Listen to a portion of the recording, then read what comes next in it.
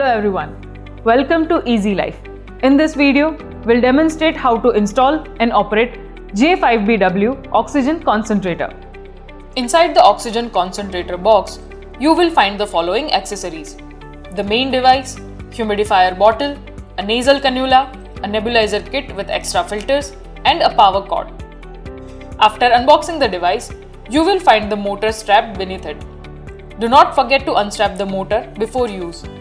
Then, place the device near a power outlet, ensuring there is at least 1 foot of clearance on all sides for proper ventilation. Please ensure the machine is placed directly on flat and horizontal surface. Do not place it on any platform or table.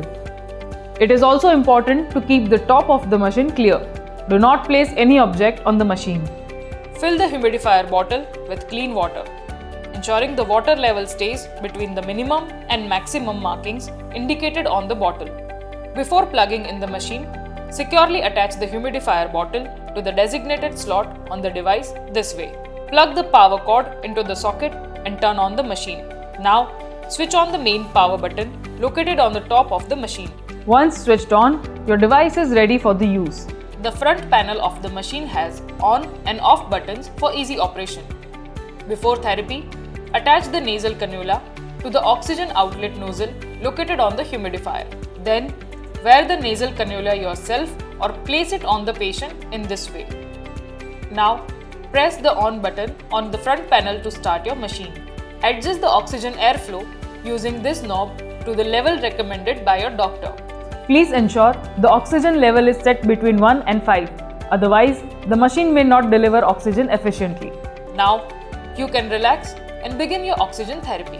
You can also set a timer between 5 and 180 minutes by pressing the timer button on the control panel. The oxygen concentrator will automatically turn off once the set time is reached. Your machine also features a built-in nebulizer. The nebulizer nozzle is located at the top of the device and can be used simultaneously with oxygen therapy.